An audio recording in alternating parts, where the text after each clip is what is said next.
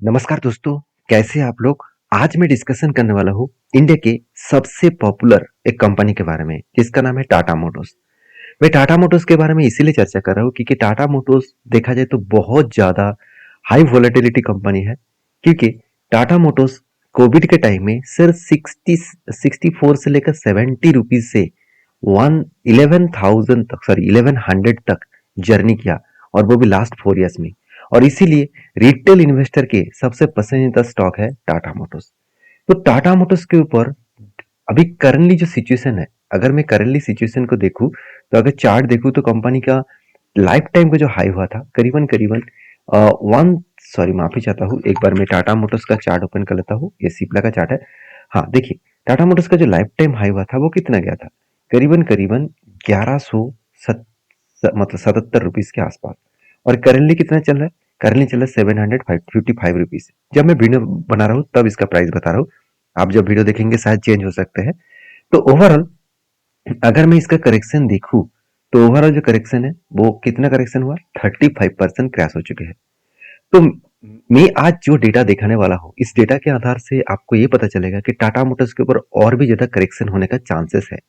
ये मेरा ओपिनियन है। मैं आपको ये नहीं कह रहा हूँ कि 100% ही गिरेगा।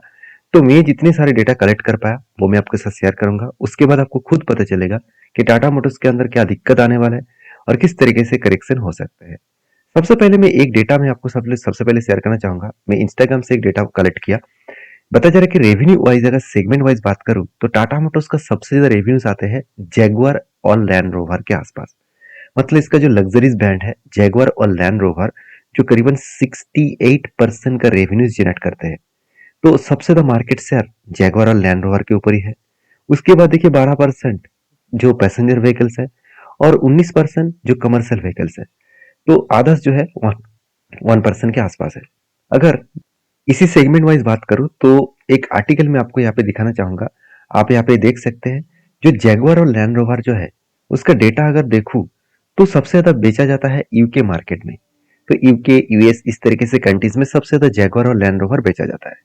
तो जैगुआर और लैंड रोवर के हिसाब से बात करूं, जो सेल्स का जो आंकड़ा है वो देखा जाए तो Jaguar 53% year of year basis में सेल्स यहाँ पे फॉल हो चुके हैं।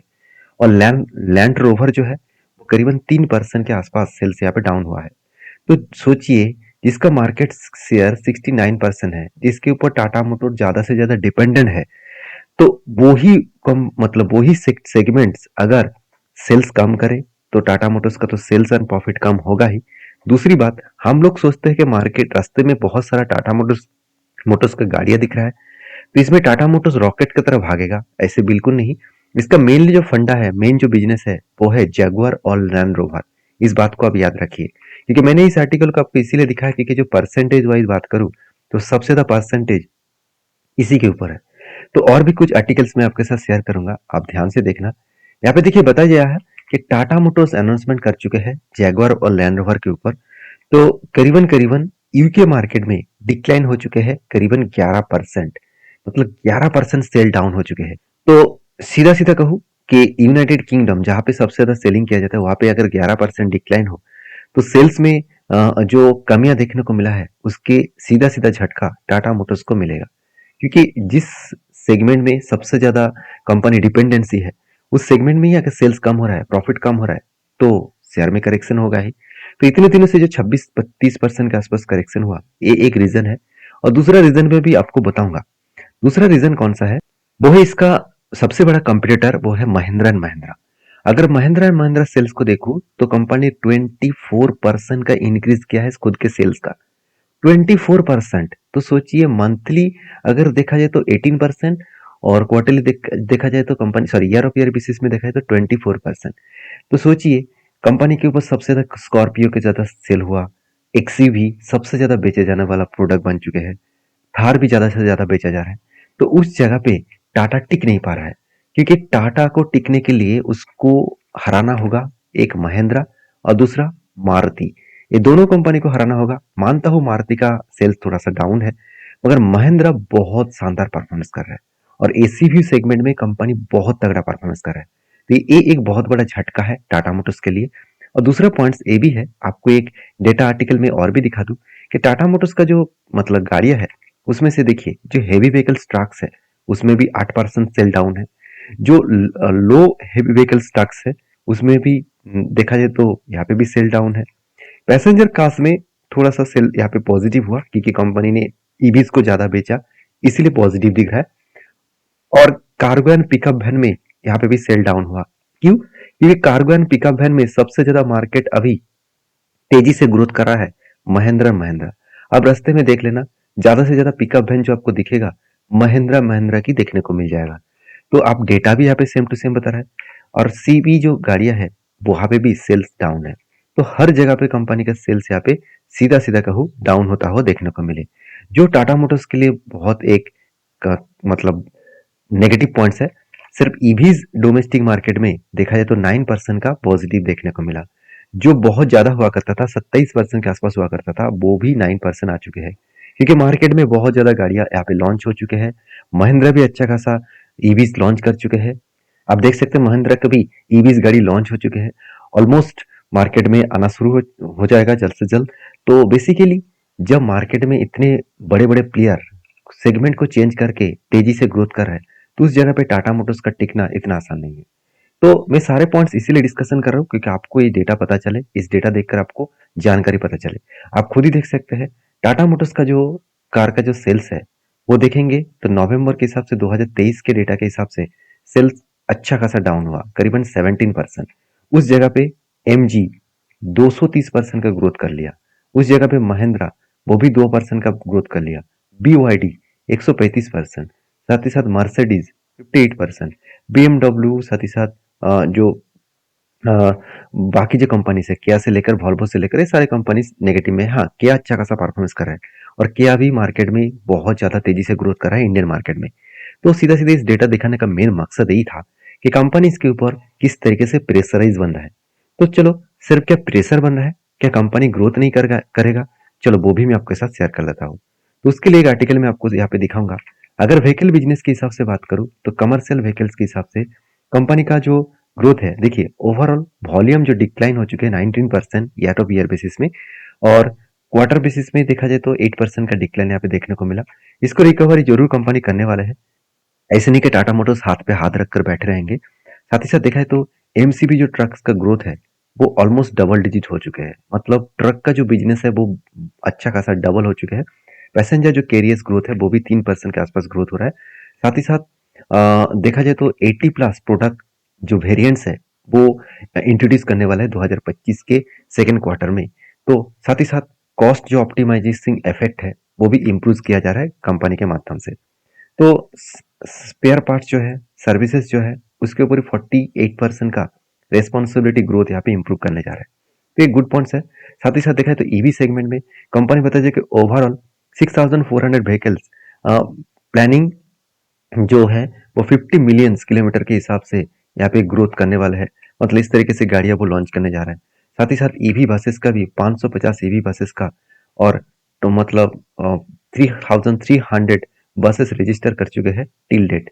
तो सोचिए 550 बसेस और भी रजिस्टर करने जा रहे हैं 2025 के सेकेंड क्वार्टर से पहले, और टोटल 3300 बसेस वो रजिस्टर ऑलमोस्ट कर चुके हैं। तो सीधा सीधा कहूँ कि कंपनी किस तरीके से ग्रोथ करने वाला है। कंपनी ये भी बता रहा है कि जो बस वो लॉन्च करने जा रहा है 200 बसेस, वो ऑलमोस्ट देखा है तो 95% अपडेटिंग है। किलोमीटर्स वाइज अच्छा खासा यहाँ पे ग्रोथ करने जा रहा है। तो इस तरीके से जो पॉइंट्स है, इस पॉइंट्स में सीधा सीधा टारगेट कंपनी का है एक अच्छा खासा मैसिव जंप करने के लिए। तो चलो कुछ डेटा यहाँ पे भी दिखा दूं। तो देखिए, अगर कंपनी का वैल्यूएशन बात करो तो कंपनी एकदम सस्ता हो चुका है। आरओसी आरओई तो बेस्ट देखने को मिले। कंपनी का कर्जा 1% है। कंपनी बता चुके हैं 2030 के अंदर अंदर वो कर्जे को जीरो करेंगे। तो कंपनी का अगर क्वार्टरली डेटा देखा दूं, आप यहाँ पे डेटा देखकर आपको थोड़ा सा मतलब प्रेशर तो बनेगा क्योंकि बीच में जो 1,10,000 1,19,000 करोड़ का सेल्स हो रहा था, इस बार सिर्फ 1,08,000 सेल्स हुआ, मतलब करोड़ का सेल हुआ। और एक्सपेंस को मिटाने के बाद कंपनी का नेट प्रॉफिट सीधा सीधा कहूँ 3,800 करोड़ से 5,600 करोड़ बने। मतलब बीच में जो 17,500 करोड़ का प्रॉफिट था वो सीधा सीधा घट चुके हैं। अभी देखिए, कहने का तो 17,500 करोड़ का प्रॉफिट हुआ, मगर कंपनी ने 87% का टैक्सेस ही नहीं दिया। तो टैक्स कम दिया, उसके लिए प्रॉफिट ज्यादा हो गया। अगर टैक्स इस बार ज्यादा नहीं देते तो यहाँ पे भी प्रॉफिट ज्यादा दिखने को मिलता। तो तीसरी बात देखिए, कंपनी के ऊपर बैलेंस शीट में एक चीज नोटिस करना, ध्यान से इस चीजों को नोटिस करना, ये चीज मुझे बहुत शानदार लगा। मैं इस डेटा को आपके साथ जरूर शेयर करूंगा। अभी देखिए करेंटली जो आपको प्रॉफिट एंड रेशियो देखने को मिले, वो आप देखेंगे तो कंपनी का जो प्रॉफिट एंड लॉस है वो यहाँ पे 3,400 करोड़ हो चुके हैं। मतलब पिछले साल में जो प्रॉफिट हुआ था उससे ज्यादा हो नहीं पाया, और क्वार्टरली भी बहुत कम प्रॉफिट हुआ है। इसके कारण कंपनी के ऊपर एक प्रेशराइज बनता हुआ देखने को मिले। अगर बैलेंस शीट को देखूं तो कंपनी का जो कर्जा है वो कम तो होना चाहिए था।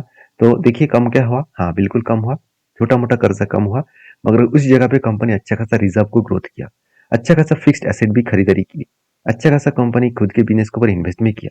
तो ये सारे पॉइंट्स क्लियर कट कर रहा है कि कंपनी बिजनेस को ग्रोथ करने के लिए जी जान कोशिश कर रहा है। उसी जगह पे कंपनी के जो कैश फ्लो है वो भी देखिए बहुत तगड़ा कैश फ्लो देखने को मिले। तो इन्वेस्टर के हिसाब से बात करूं तो देखिए यहाँ पे जो इंस्टीट्यूशन है वो अच्छा खासा यहाँ पे क्वांटिटी को ऐड कर रहा है। आप खुद ही देख लीजिए, हम लोग सोच रहे हैं कि कंपनी के ऊपर प्रोमोटर माल बेच रहा है तो कंपनी खराब हो रहा है, बिल्कुल नहीं। उसका माल सीधा सीधा अगर पब्लिक उठाता तो मैं नेगेटिव सोचता, तो उसका माल सीधा सीधा एफआईएस डीएस ने उठा लिया। तो कुछ ना कुछ बढ़िया होने तो वाले हैं, तो उसके लिए थोड़ा सा इंतजार करना होगा। तो इंतजार कब तक करना होगा, देखिए मैं अगर यहाँ पे डेटा आपको दिखा दूं तो मैं सारे डेटा के यहाँ पे अगर मैं अप कर दूं तो देखिए यहाँ पे जो करेक्शन का माहौल है, अगर करेक्शन का माहौल देखे तो कंटिन्यूअसली एक जर्नी होने के बाद एक अच्छा खासा सेलिंग हो रहा था। तो यहाँ पे कंपनी इसके ऊपर स्ट्रांगली जो इसका सपोर्ट लेवल था कुछ इस तरीके से लेवल्स में सपोर्ट देखने को मिला था। अगर मैं सपोर्ट लेवल को बात करूं तो यहाँ पे मैं सारी चीजों को डिलीट कर रहा हूं एक बार। आप यहाँ पे देख सकते हैं किस तरीके से सपोर्ट लेवल यहाँ पे क्रिएट हो रहा है। तो देखिए स्ट्रांगली जो सपोर्ट लेवल था 793 के आसपास, क्योंकि यहाँ पे कंपनी होल्ड किया, उसके बाद एक मैसिव जाम देखने को मिला। तो वही जगह पे अगर सपोर्ट हो रहा था उसके बाद उसको भी ब्रेक करने का कोशिश कर रहे हैं। अगर इसको ब्रेक करे तो फर्स्ट जो इसका सपोर्ट मिलेगा वो है 700 रुपीज के आसपास। इस लेवल इसका सपोर्ट मिलेगा, क्यों? क्योंकि कंपनी देखिए प्रीवियस डेटा के हिसाब से यहाँ पे कंपनी रिटेस्ट किया, होल्ड किया, उसके बाद कंपनी जर्नी शुरू किया। तो दो सपोर्ट यहाँ पे मेजरली देखने को मिला है, एक 700 के आसपास, एक 607 रुपीज के आसपास। तो दो सपोर्ट इसको यहाँ पे देखने को मिले, और दो सपोर्ट के हिसाब से कंपनी नीचे आने का चांसेस है। तो इसीलिए मैं थोड़ा सा इंतजार करूंगा, क्योंकि अगर डेटा पॉइंट के हिसाब से बात करूँ तो जो मैं लेवल लेवल को ढूंढ रहा हूँ वो 700 के आसपास जो लेवल्स है वही लेवल में कंपनी का 52 वीक का भी लेवल्स आ चुके हैं। मतलब वो लेवल का अगर टच करेंगे तो 52 वीक का लो लेवल टच होगा। तो 52 वीक का लेवल टच होने के बाद ही वे 52 वीक का लो हाई का जो स्ट्रेटेजीज है उसको मैं यूज करने वाला हूँ। वो स्ट्रेटेजीज क्या है, देखिए ये जो अपर लाइन है वो 52 वीक का हाई का लाइन है, और यहाँ पे जो लोअर लाइन है वो 52 वीक का लो का लाइन है। इस स्ट्रेटेजीज को मैंने इंडिकेटर के हिसाब से ऐड किया। तो आपको इंडिकेटर में जाना है, आपको 52 वीक का हाई लो ऐड करना है। याद रखिएगा ये जो फॉर्मेट है इस फॉर्मेट में ऐड करना। तो देखिए स्ट्रेटेजीज में अगर प्रीवियस डेटा देखूं तो क्या सचमुच काम किया। देखिए यहाँ पे भी 52 लो का टच करने के लिए आया और यहाँ से अच्छा खासा जंप हुआ। तो अगर इसी डेटा को मैं यहाँ से देखूं तो ओवरऑल टोटल 138 डेज में 32% का जंप देखने को मिला। और भी प्रीवियस अगर डेटा देखूं तो यहाँ पे भी वही सेम डेटा देखने को मिल जाएगा। तो कोविड के टाइम में भी अच्छा खासा क्रैश देखने को मिला था, और कोविड के टाइम के बाद अगर मैं इस डेटा को देखूं तो यहाँ पे भी देखिए करीबन 100% का जंप दिखा 300 दिनों में। तो कहने का मतलब है कि इस तरीके से स्ट्रैटेजीज को आपको ध्यान से स्टडी करना है, उसके बाद आपको काम करना है। तो मेरे तरफ से सारे इंपॉर्टेंस पॉइंट में आपके साथ शेयर किया हूँ। आपको एक बार डीपली रिसर्च करना होगा, उसके बाद काम करना होगा। तो मिलते हैं नेक्स्ट वीडियो में, तब तक के लिए धन्यवाद।